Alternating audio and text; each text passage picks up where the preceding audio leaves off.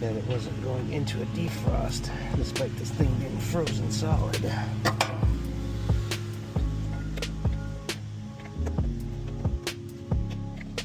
And then these wires are starting to rub out on the copper, which is no bueno.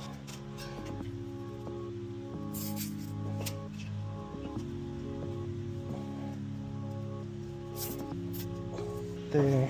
Let's clean out all these leaves while we're in here too.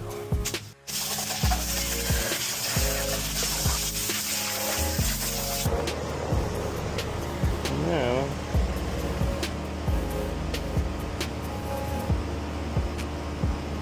so we had to fake out the coil and pull the fan so that way the coil could get cold enough to force it into a defrost because it's warm today.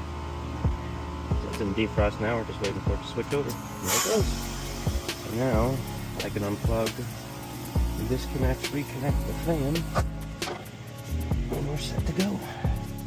Whew, steamy. Yeah.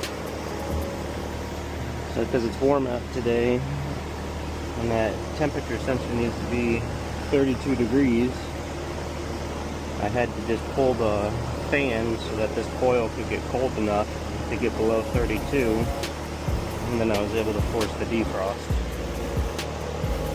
So she's good to go.